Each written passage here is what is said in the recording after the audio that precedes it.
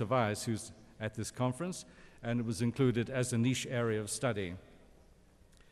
Now, apart from developing undergraduate courses in the subject, we decided to establish this center to better highlight and coordinate our work, and we began by establishing a vision and a set of objectives and a range of potential activities. So I'd like to share some of this information with you today. Now, in terms of vision, I put it up there so you can see it. In terms of vision, we saw the establishment of the Center for Communication and Social Change as responding to the need for a resource base, especially in the Asia-Pacific region, where, of course, Australia is geographically located, a resource base for broader studies in the theory and practice of social change communication. But as you can see from the vision there, we not only wanted to enhance the currently available academic study program that we're offering, but also to take it further and to take on a practical component and to offer our skills and resources to outsiders as well as trying to add across the school knowledgeable information to our communicators, our young students, so they'll be able to also be involved in this field and design new and innovative and effective approaches to achieving development outcomes. We had a number of objectives in mind. These are just some of them I'm putting up here for you.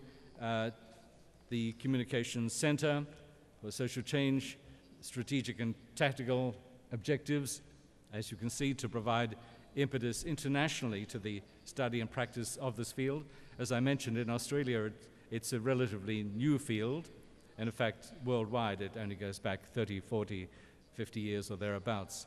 But also to encourage greater understanding of the way that communication is used and can be used for the promotion of human rights or social justice, good governance, the poverty alleviation and so forth, and meeting some of the Millennium Development Goals of the United Nations.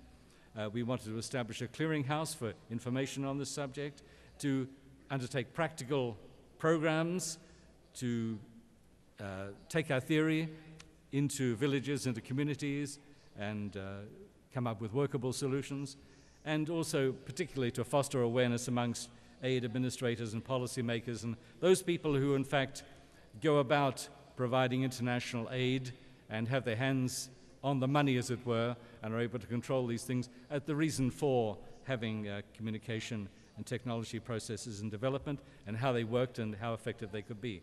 So some of the activities that we've been able to put in place, or we had in mind when we established the center, and many of them we have been able to put in place, I'm pleased to say.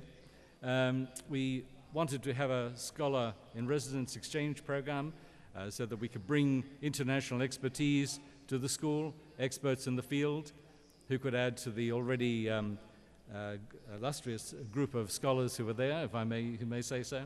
The establishment of an online clearinghouse, as I mentioned previously, the organization of national, international seminars and workshops, and also the further integration of global networks of universities and institutions, which is why it's such a pleasure to be here in Riyadh on this occasion, and to find like-minded scholars. Many of these we have been able to achieve. Some of our other objectives are listed here. We wanted to go beyond just the scholars and students who come to study this particular field of communication and social change. We wanted to take it out further to our journalism colleagues and right across the broad spectrum of the university, to anthropology and to other areas as well, to introduce this topic. Study of new technologies and the appropriate use of ICTs, information communication technologies, in supporting human resource development in rural and remote communities, and not just in the international scene, but also locally within Australia, within the outback of Australia, where we have a number of disadvantaged Aboriginal communities. Practical training and craft skill courses for journalists at home and abroad. We've been able to make available our colleagues for consultancies in many countries of the region. We have large consultancy services to aid agencies, particularly at the present we have large projects in Indonesia and in Vietnam.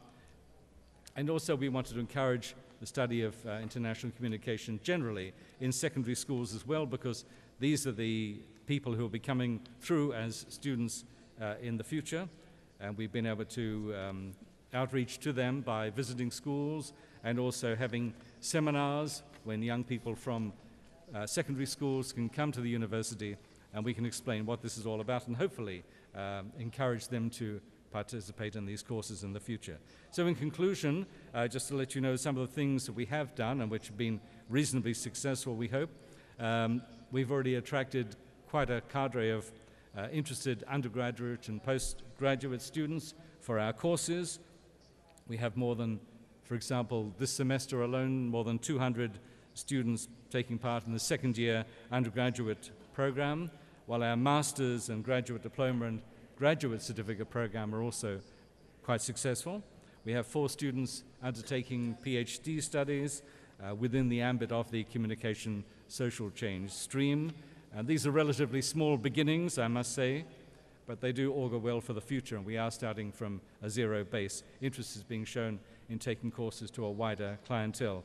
In terms of our outreach, I mentioned that we are already working on projects in Vietnam, Indonesia, undertaking craft skills training in many countries in the Pacific, in India and Iran. We've also become a conduit for research activities across the range of our school structure, and many initiatives are in progress, for example, to support and assist newly arrived refugees in Australia. A project to work more closely with Aboriginal people is now being planned. And one of our most high-profile projects has been the development of this, which is a media training of trainers instructional kit. And I have many copies which I'm happy to leave here at the university so that you can have these. These are really adult education. It teaches you how to be a trainer. So if you have media skills, you're able to pass them along with this kind of information. We've distributed that all over the world in about 5,000 copies.